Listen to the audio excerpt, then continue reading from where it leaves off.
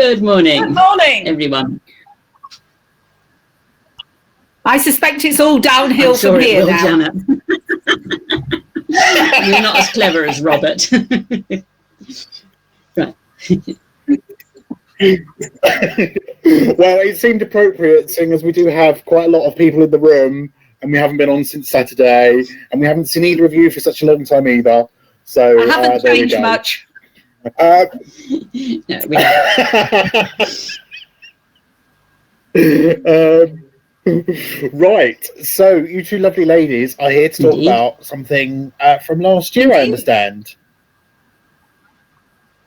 So before you start, I just want to say to people watching, if you've got any questions, put them in the comments. If we get them in time while we're still talking about something, then we'll ask the question at the time. If we don't get it in time, then we'll go back at the end and pick up any questions that you have. All difficult questions go to Lindsay. I just do the easy ones. Thank you, Janet.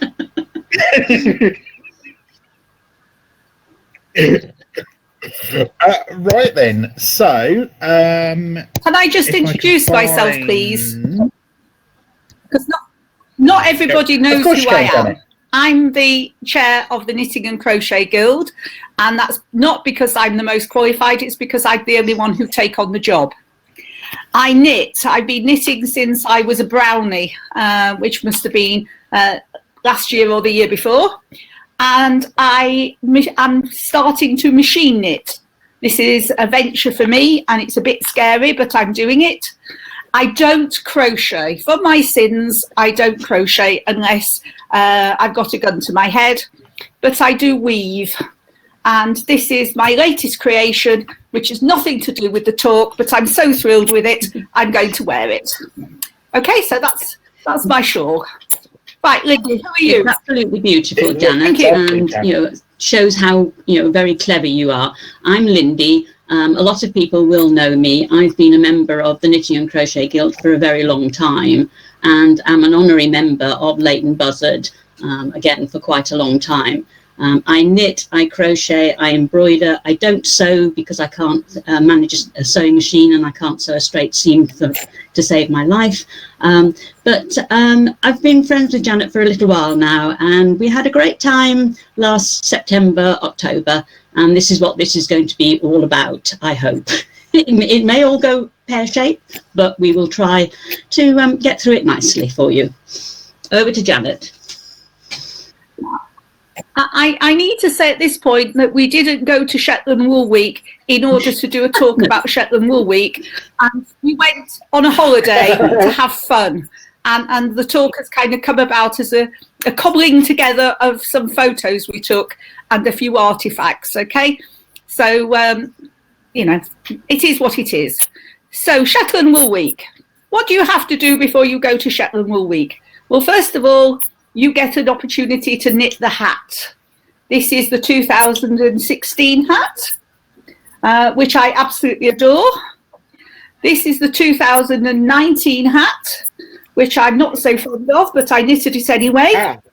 And both of those are knitted in Jameson's yarn, because as you will know, if you've got this year's hat, you have 3 colourways where you can buy the yarn, 4 colourways, I can't count, 4 colourways where you can buy the yarn from a Shetland producer, or you can just make it in whatever colour you want. So the first thing you have to do when you want to go to... I had to break my long-standing yarn diet, because obviously I couldn't go to Shetland and not have the hat. So I actually had to buy both the pattern and the hat in order to go. And I was really delighted, you know, to be able to do that. So that is mine in a slightly different colourway to Janet's, but as you can see,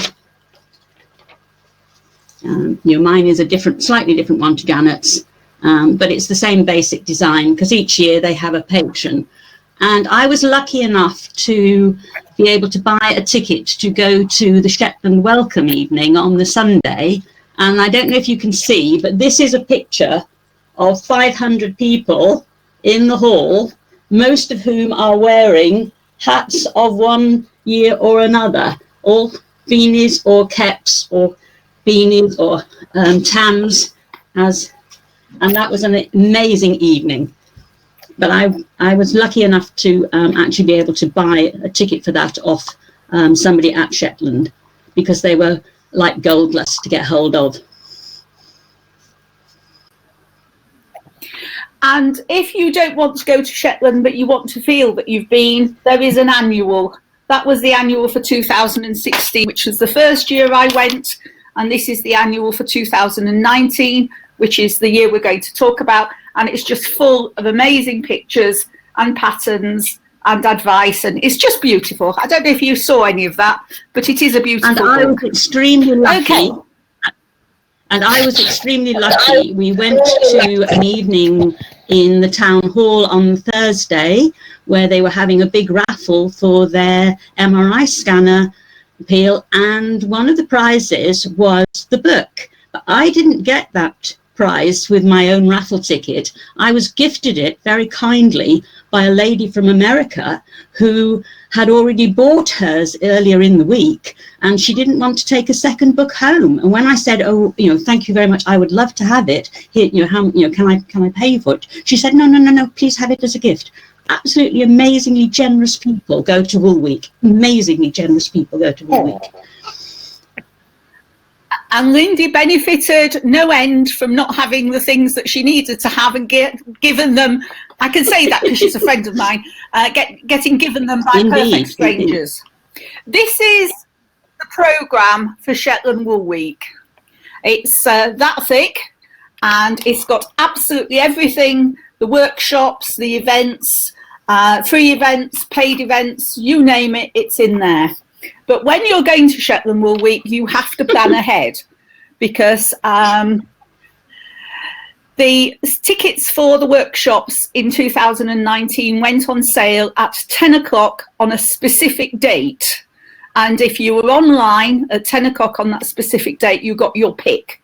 But if you weren't there at 10 o'clock on that specific date, you had to have what was left, because by 10:15, a lot of the tickets had sold out. Can I interrupt here and just say that this was the day that Oxford were having their regional day, and I remember being in the tea room with lots of other people trying to book tickets for various workshops, and everybody going, "Oh, that one's sold out, don't queue for that one anymore. No, that one's sold out as well." So, where is Shetland? This is how this came about, because somebody said they didn't know where Shetland was. And there's a map, and you can see Glasgow and Edinburgh very clearly, and Shetland is this group of islands right up there. It's a long way. Now, Lindy and I decided we were going on a car journey. So we started from Manchester, which is way down here off the picture, and we drove to Aberdeen. Everybody said we were barking mad, and we didn't know each other very well. And we thought we might fall out, but we didn't. And then we got a ferry, an overnight ferry, which went all the way to Lerwick. And Lerwick is, my glasses aren't quite as good as I want them to be, but it's there. I don't know if everybody can see my pointer, but Lerwick is bottom of the Shetland Islands, and that's a picture of the Shetland Islands, and Lerwick is about there. Okay, so what do you need to know about Shetland? People come from Shetland from all over the world. This is a map at the end of the week where everybody, or those who wanted to, had pinned a label to say where they had come from. And just in case you're thinking it's not a world event, this is a map of the world. And there were 1,000 people who went to Shetland Wool Week in 2019. And we know this because we were talking to the organiser. So what, you ask yourself, is the population of Shetland when we're not there? And it's about 23,000 people. So you can imagine 1,000 people descending, the majority in Lerwick. It's a bit busy. There were no cars to be hired. There were no rooms to be booked. Car parking spaces were to premium. And so it's all part of planning ahead. You have to book your ferry and your accommodation very early. This is our hotel. This is the Queen's Hotel. And as you can see, it is a little bit close to the water's edge, shall we say. And when we got to the hotel, we went first into Lindy's room. And this, I believe, is the room from Lindy's bedroom. It is the view from my bedroom. I was right on the edge of something called Baines Beach. And I'm not sure if you can see, but right in the middle of the beach, there is a gull, herring gull, which I called Gudrun, because this particular gull turned up every morning about 7 o'clock, squawked away, refused point blankly to allow any other gull on the beach for about a quarter of an hour. You know, she patrolled it. It was her beach. You know, wow. She was not going to share it. Everything else in Shetland might be shared, but her beach was her beach. There, at one point, there were a few very brave souls, and I unfortunately wasn't able to take a photo, who actually went swimming on Baines Beach. You know, they actually went into the water and was splashing around, which I thought was horrible. But Gudrun was there every single morning as part of my wake-up call, along with the ferry coming in, because we looked out onto the Sound. This hotel looks out onto the Sound, where the ferry comes into Lerwick, and that comes in at about 7 o'clock every morning. So I had Gudrun and the ferry to wake me up every morning, which was absolutely beautiful, because it meant, next slide, Janet. Oh no, sorry, that. No, I've got a few slides first. So this is my view from my hotel room, and I was so ecstatically excited because that property in the water is actually the property where Shetland was filmed, and it was, and the name's just escaped me, Jimmy Perry's was supposed to live. Now, Jimmy Perry's and Shetland was written by Anne Cleeves, and this is the most beautiful coffee table book produced by Anne Cleeves about Shetland. And I keep thinking that what I ought to do is sit down one day and read it, but I open it and I just get mesmerised by the wonderful, wonderful photographs of Shetland. And when I came home from Shetland, I actually met Anne Cleeves, and she's every bit as nice a person as you would think. And I bought a novel, which it's not one of her Shetland series, and it's not one of her Vera series. It's a new novel, and it's about Devon. So that's a plug for Anne Cleeves. So this is Jimmy Perry's house, and in the here and now, people go and knock on the front door to ask for Jimmy. And Jimmy has never lived there. It's a fiction, but the guy who does live there gets very irritated by it, I understand. But I was so excited because I had watched every single episode of Shetland, and the idea of looking over at Jimmy Perry's from my bathroom window was just too exciting for words, and I was very grateful Francis wasn't with me because he might have got a bit jealous.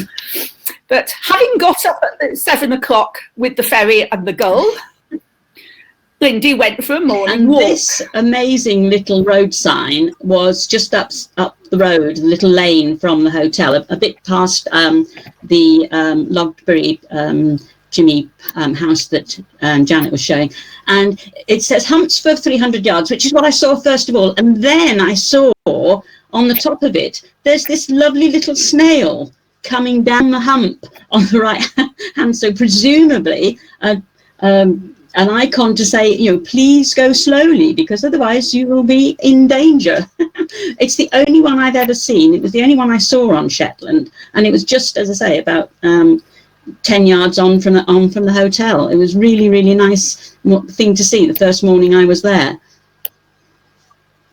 Over to you, Janet. Right, so the next photo. We were there in September and October, and we had taken our winter coats and our woolly jumpers, and the weather was simply glorious. And that is not an enhanced picture of the harbour in Shetland outside the museum. That is what it genuinely looked like. We were just so very, very fortunate. It can be very cold and very blowy in October, but not to us.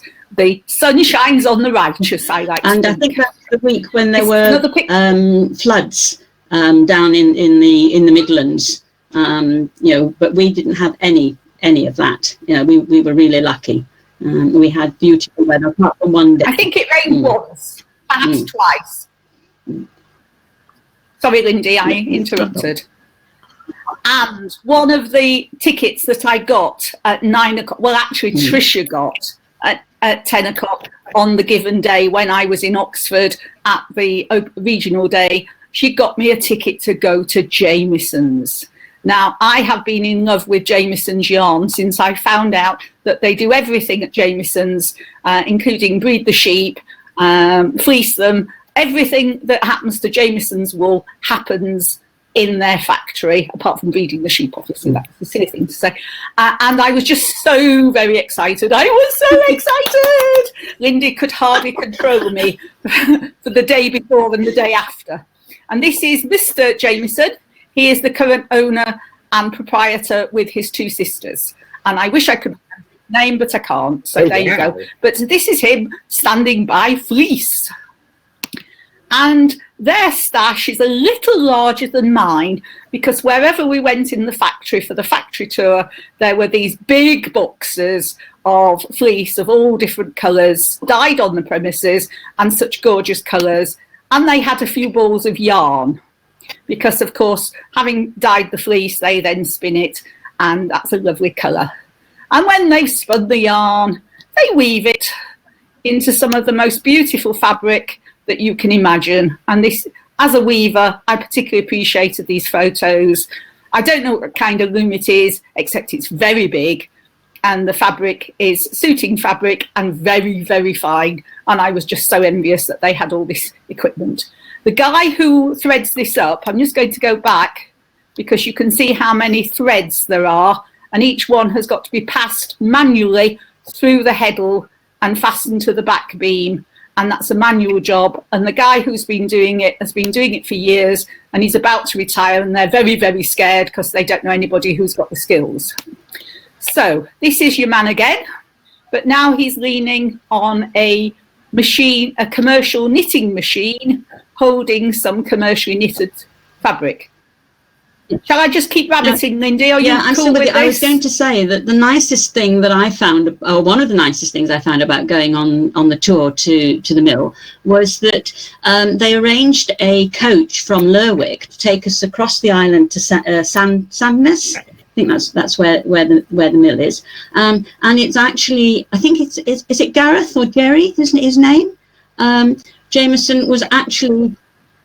Was actually our, if like, our tour guide on the coach. He actually put himself out, to come on the coach and greet us all before we even got as far as the mill. And the mill is outstanding. I mean, the mill is amazing. It's the only working mill of that size still on the island, because the other Jamesons are wool brokers, which means that they gather in the yarn and then send it off elsewhere to be worked on. But this particular Jameson Smith, they actually do the work themselves, and it's fabulous. It's really great to go around proper working mills and to see the enthusiasm not only of Gareth, but also of his workers, and how well he treats his workers. Because he was really very, very, very kind to us as well. Over to you, Janet. I'm glad we're talking. Sorry? Robert? Sorry? Go on. Shall I carry on? I was going to say, may I just interrupt, yes. For those of you that don't know what a heddle is? Yes. That is a heddle on a manual loom. Both Janet and I have. And what you have to do is you have to pass the thread through each of these little holes. And it takes about an hour to do one lap. About an hour to do one lap. And when you've got that many, with that finer yarn and that level of accuracy, it must take him ages. Except, of course, he's professional and he does it far quicker than he might do. And this is Jameson's, and I'm glad we're now calling him Gareth because it's as good a name as any. But a nicer guy, it would be difficult to meet unless you were Mr. Perry's, and then my love is torn. But there you go. He's actually wearing one of his creations, and he's holding one of his creations and leaning on this wonderful commercial machine knitting machine like this. And I hope you can see that on the top of each commercial knitting machine are many cones of yarn, and they're all being fed into the machine, and you press a button. I mean, there's a bit of technology involved, but you press a button and that comes out. And they knit the pieces of the garment, so they shape the sleeve in the knitting, they shape the front and the back in the knitting, and they just come out. And you may see that this is actually on the floor, and that's Mr. Shetland's Jameson's foot. And so they just fall on the floor as if they're, nothing. And they do them in multiple colours. These are in a box, and that is the view from the mill. It's a little bit cloudier than previous photos, but I was so excited to be there. It was wonderful. I loved it. And while we're talking about Jamesons, Jameson and Smith, which Lindy's already mentioned, I went there on both occasions that I've been there, but in 2016 I bought this pattern. Now, isn't that just super exquisite? It's got sheep, it's got ram's heads. I think it's super exquisite, and one day I'm even going to make it. So, Tricia will remember where this is. I have to say that we went on a little excursion, Tricia Basham and I, and we ended up in a bar, and we ended up drinking wine, and I wasn't driving. And so I may have had a bit more than my share of the bottle, and I have completely forgotten where these houses are. But it's a beautiful picture, isn't it? And it's a holiday snap, so you don't need to remember. In fact, Janet, thinking of drinking. So now I can. In fact, Janet, when we got off the ferry on the first morning, we ended up at Le Brewery, if you remember.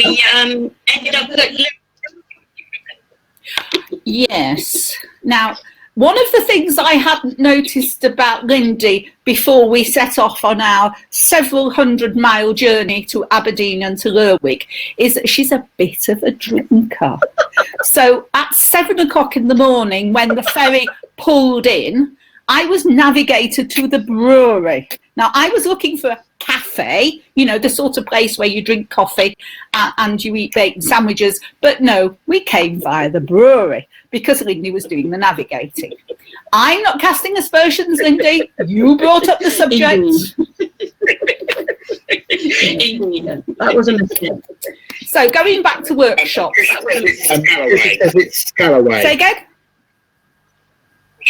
Scalloway. Oh, excellent. Scalloway. That's good. Scalloway, the nice houses. I went on a workshop for machine knitters, and it was one of those things that you find a bit like Edinburgh Fringe. This was the Shetland Fringe, and I did. Stop. One of you's got awful reverberation. So, Lindy, could you just mute your mic for a second if I know on the how screen? If you hover over the video picture, one that says mute. Yeah. Oh. I'm getting there. Okay.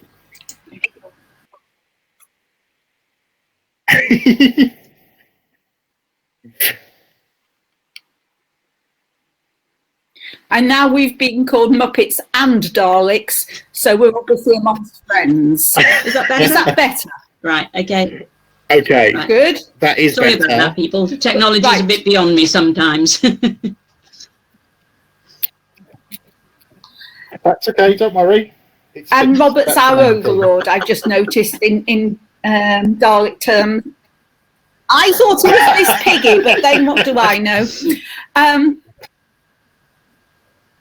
Oh, no. It says Janet is Robot Overlord. And Robert's Miss Piggy. Thank you, Rebecca. Oh, thank you. Can I continue? I did one of those spontaneous workshops for machine knitting because I was about to acquire or just acquired a machine knitting. It's a brother with a number 6'4", I think it is, but I wouldn't swear to that. And this is the ribbing that I did in the first 30 minutes of setting my hands on a machine. And this is the body of what I made with the pattern. It's one of those, you feed the pattern through the machine and it automatically comes up with the pattern for you in 2 colours. And during the morning of the workshop, I made a hot water bottle cover. And so I used the ribber for the rib, I used the machine 2-colour thing, and then I also used an overlocker to fasten the thing up. So I had a lot of experience of making a hot water bottle, which I don't want, but I loved the knitting. Right, and then I went on another workshop. I'm sorry this is a bit Janet orientated, but there you go. And this was knitting inspired glass. So basically you got your piece of glass, which was clear, and you glued onto it bubbles of coloured glass, beads of coloured glass, and then you sent it away and it got attached to another pane of glass, which might have been clear or it might have been opaque. And so if you imagine that you've put your pane of glass onto a knitting pattern and then your teacher takes it away and you end up with a coaster. These were absolutely beautiful, weren't they, Janet? Not just the ones you did. That's the finished coaster. And because there are 2 there, I thought I'd show you both of them. I'd like to say they're identical, but if you look very closely, the beads on one are slightly larger than the beads on the other. Oh dear, how sad. Get over yourself, Collins. And that was the workshop to make 2 coasters. But of course, Janet being Janet, she's not happy to just do what she's told. She made a 3rd coaster, which she kept clear when it was fired. It was fired with clear glass. So that's just a homage to rainbows. So that's I was very envious of Janet being able to do that one, because it really did look like a fun thing. And if they ever have the chance of going and doing it again, I would love to do it, because it really did look like fun. You need an awful lot of glass beads and quite a bit of patience and a pair of tweezers. But the glue is just, standard UPVA glue. So the next workshop I did, or the next one you're going to hear about anyway, is that I went to weave on an embroidery hoop. There's an embroidery hoop. You've all seen these. And the reason I wanted to weave on it was because the Weaver Spinners and Dyers have an open part of their exhibition, and this year it was going to be weaving on a 6-inch embroidery hoop. So I went along to the class, and this is the class's handiwork after a morning of weaving on a hoop. And if you can see the white and blue one in the middle, that was my handiwork, and it was appalling. The technique is superb, and I really enjoyed the technique, but my actual manifestation of the technique was really quite poor. So I took it apart and made this instead. Now the challenge when you're weaving on an embroidery hoop is getting the middle to come together really tight, and mine kind of fell out as a heart shape. So rather than worry about that, I just went with it. But since then, because when I showed this to my weaving teacher, Colin Squires, he was appalled at the back of that. He said, the front is quite nice. He's a bit of a perfectionist, Colin Squires. He said it was quite nice, but the back was appalling. So being goody two-shoes, like what I am, I did another one where the back and the front are indistinguishable one from another. And what I like about this one, if you look very closely, the actual centre point is very taut and very tight. And that looks like a very good success to me, Janet. I think you've done well with that. So even Colin was impressed with that, because although he could see the back, he had to kind of look for it. But then, because I'm an overachiever, or I try to be even though I'm not, I then made another one on which I sewed a bead. And that was finished yesterday or the day before, because you know how it is when you come home from an event and you have every intention of finishing everything and then you don't. Which is what. Okay. Which is why I am not showing you any of my workshops, because my sole completed piece is about sort of 3 or 4 inches long and about 2 inches square from the Saturday afternoon workshop I did, which made a credit card cover, and it's about that big. All the 3 other workshops that I went to, the pieces are still on the needles and in sort of a heap. I do intend to get back to them. I do want to finish them, but other things have taken over, unfortunately. So they're in the work in progress pile. Perhaps by the time we go back to Shetland, and they may be done. And that's one of the reasons I particularly like the coasters, because you could do it in the morning. It was taken away and it was finished. Now this is Fizz knitting. Fizz, F-I-S-S, is Fair Isle and slip stitch. And I somewhere have a pattern for this, but in the sorting out of my room, I have lost it. And there is one Fizz knitting pattern that I know in existence, and it's by the teacher who did it, and she encouraged us to make a cowl. So this, the observant amongst you will notice, has got 3 colours. 2 of them you treat like Fair Isle, and you also slip stitches. And I made this with the requisite piece at the top that you were supposed to sew in. But as you can see, sewing is not my speciality, and finishing is not my speciality either. So I haven't finished that, but I am very pleased with this one. Oh, nice. Same pattern, same technique, but this time it doesn't have a sewing in edge, it has a wearable edge, and I think it's quite nice. So I shall wear that now. Now I've lost my shawl because it was too hot. Right. Trisha and I, because Trisha was there with us, but she wasn't in the car with us, so she's not part of this talk. But I did Knit Sonic, and because I've got the pattern for this, I can tell you that this is Felicity Ford. And Felicity had lots of bunting that she had made in this stitch sonic technique, and the book that accompanied the class has got lots. It's very difficult to do this, isn't it? But lots of patterns. And basically she takes images from the world and makes designs out of them. So this is my scrap work, which I wouldn't normally show to people. And this is my more scrap work. And this is my completed design. And you'll see it's got Jimmy Perez's house and lots of other designs that I took from the photo of his house. And I bought the book.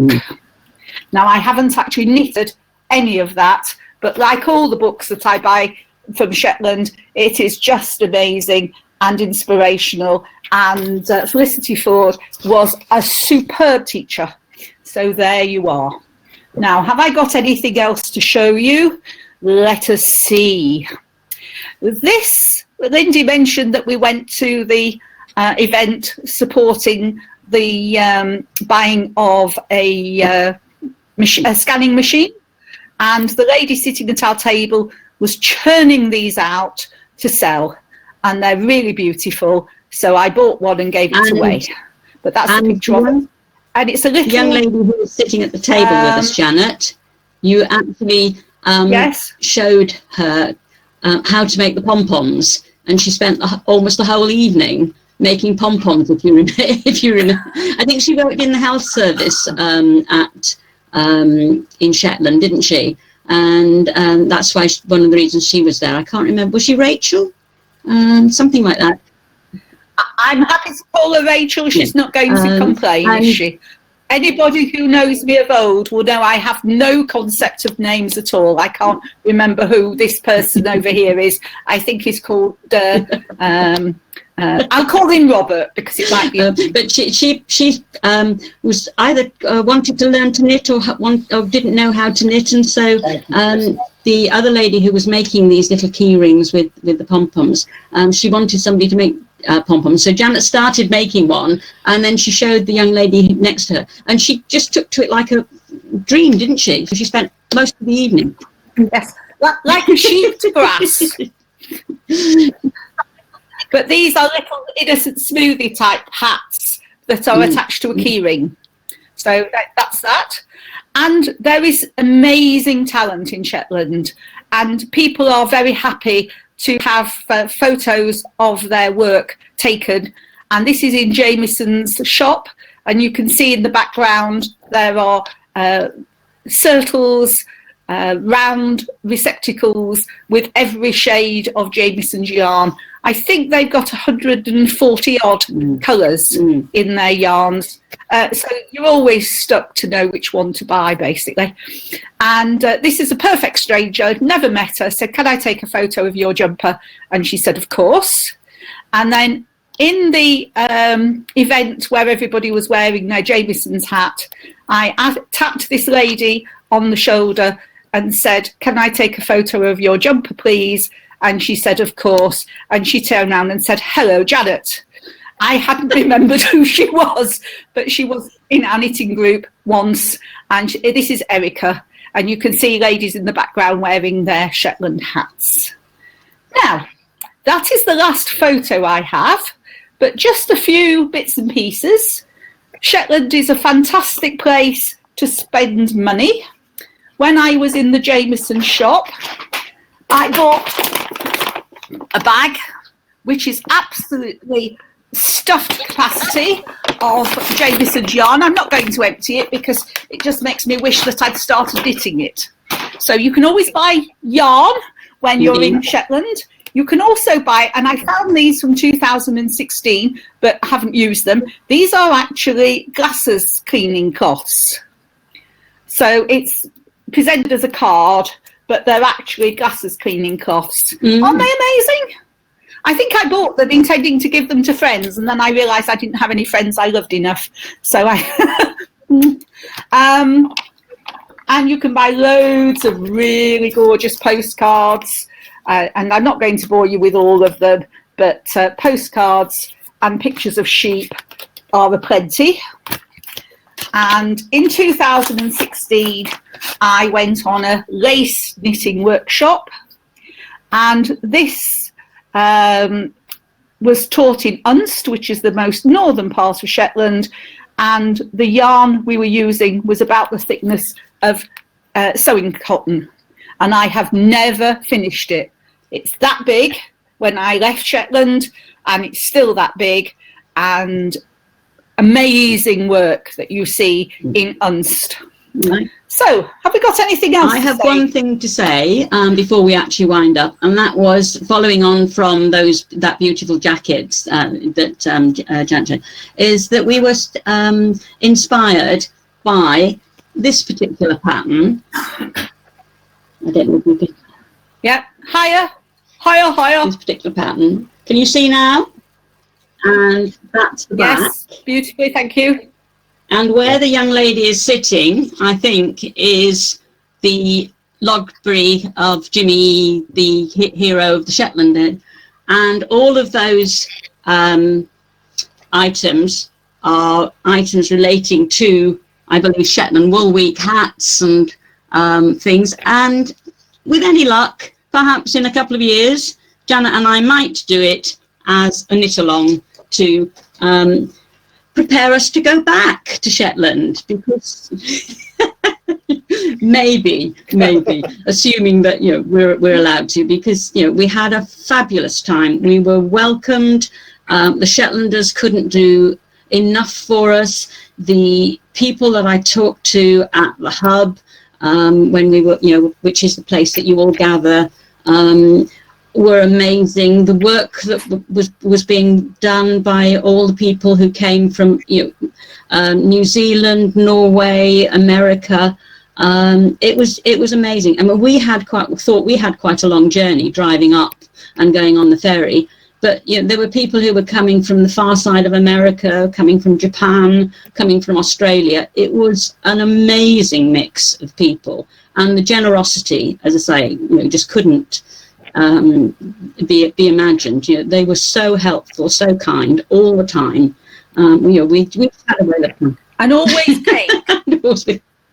There was always cake. Wherever you went, somebody made cake. And as I say, and the tutors that we had, well, certainly the tutors that I had, were amazing, absolutely first rate. You could not wish for better teaching. You really couldn't. So I hope even. And to be fair, you pay for the quality of the teaching, because the classes are not, the £5, £20 that you might pay if it's your mate that is doing it. They do pay a proper amount. You do pay a proper amount, but then you get quality teaching and the materials, and often lunch and refreshments and so forth. So it's money well spent, in my opinion. I mean, as I say, we could not have been looked after better, I don't think, in that week. So, but one of the really weird things that I found about Shetland, just before we go, is that my mobile phone started playing up when I got there. Lerwick, I believe, is the only town with a high street that does not have a mobile phone shop of any description. Not O2, not BT, not EE, not any, none of them. But they don't have a McDonald's either. They don't have a McDonald's either. I had to sort of go into their camera shop, and a very kindly young lady there sorted my problem out for me. But I'm absolutely amazed. They do not have, or did not, while we were there, have a mobile phone shop, or as Janet says, a McDonald's. So if you want either of those things, you have to take your own. I was delighted on the return journey because we did the Birmingham to Aberdeen trip in 2 days, but we came back in 1. And on the way back, I said to Lindy, "So, how's it been for you?" Expecting her to say, "Well, it was all very good, but I'm never doing it again," because we had a bit of a journey back on the ferry. But we decided that we would, in fact, do it again 3 years hence, when I'm no longer the chair of the Knitting and Crochet Guild, and Lindy has celebrated her 21st birthday again. Thank you very much, Janet, for that. So, well done. So, maybe by then we might be out of quarantine. I think 3 years is about the right ratio, because if you go every year, you're doing similar things. But after 3 years, kind of forgotten what you did 3 years ago. So 16, 19 and 22 is about right, I think. But thank you for having us. I'm just going to go through the chat, ladies, before we wrap up. So lots of hellos and long time no sees. Lots of loving the Muppets as your intros. Sally says, "Wow, that shawl is wonderful. Well done, Janet." Claire says, "That's a brilliant bit of weaving." Linda says, "You should be thrilled, Janet." I must admit, when I saw it yesterday finished, I was gobsmacked. Brigitte says, "What's the diet for but not to break, especially the yarn diet, Lindy?" So probably about 5 years now, but it does get broken just very occasionally if something special comes up. So if I need something to give to somebody, or like, as I say, you couldn't go to Shetland without having Beanie, so things like that get done. But other than that, I try very hard to work from my stash. But people do give me wool, yes. So, as you know full well, sorry. So that's not counted. That's not counted. No, because so I that's haven't not counted. And Lindy gives other people wool as well, which is a bit naughty when they're on a yarn diet, isn't it, Lindy? Rubbish, of course not.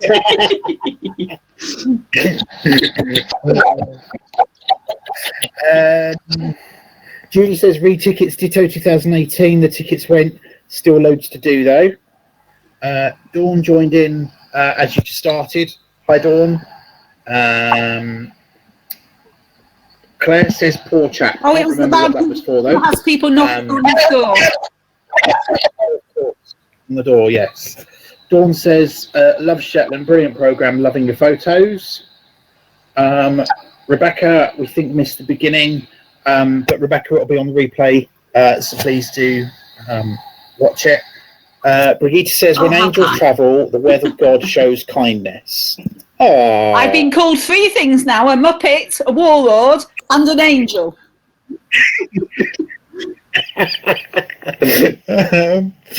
Linda says, loving every bit of this talk, the slides and the banter is fabulous. Trisha says that the Jameson man, she thinks he was called I couldn't Gary, remember which year, whether it was Gary or Gareth. Until we renamed him. Now he's called Gareth. What can I say?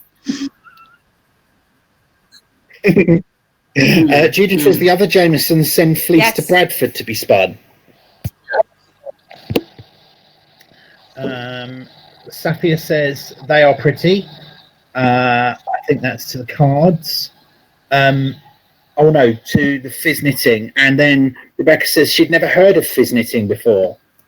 And nor had I. So I'm going to make a note somewhere. And I will see if I can find some links to put in the There's only Facebook one page pattern on Ravelry. Oh, right, okay. Then there's a couple of tech issues. Sophia says amazing jumpers. Rebecca says thank you, very interesting. Claire says that was wonderful and fascinating, thank you. Linda says wonderful, thank you, Janet and Lindy. Georgie says that was amazing, thank you. Sally says, Janet, Lindy, were the classes places you learned about after? Sorry, were there classes places you learned about after There probably that you would include next time? I think yes, there were a couple, as I say, like Janet's glass one, and there were a couple with that I would have liked to have done, but they were sold out so quickly, and you know, it just wasn't possible. And again, I was warned before I went by somebody who'd been before that you can get very, very tired very quickly if you program classes every day, you know, because you're actually working quite hard. You know, you're concentrating a lot on these things. And so I deliberately didn't have a class every day. I had a couple of days when I just potted around and didn't, you know, and did other things like going to the mill. Because you know, if you're in the classes all the time, I think you get very, very tired very quickly, and you then don't get the benefit of the teaching. So, but yes, there are lots of. I mean, there was something like 400 classes at least in the schedule, and you know, they cover absolutely everything: the colour knitting, the lace, odd bod things, you know, like the glass and the weaving. Just amazing. You just pick and choose. But yes, I would like to do a few when I go back, if I go back. What about you, Janet? Is there anything that you wish you'd done? To Jamesons. My life is complete. Go to Jamesons and die. I mean, you know, I would like to learn more about doing fair round knitting, and I bought this pattern. How's that for cute? Isn't he just gorgeous? I've adopted him. He's one of my grandchildren now. I buy these patterns and I never actually get round to making them, which is a bit sad. So I don't think there's anything that's I'm burning to do at the moment. But by the time the programme comes out, which as a friend of Wool Week, you get it in advance of the date when you have to sign on at 10 o'clock. So you can go through it in detail and pick and choose. Brigitte says, thank you, ladies, very interesting. Sally says, thank you, ladies, so interesting, looks great fun. Margaret says, really enjoyed that, thank you both.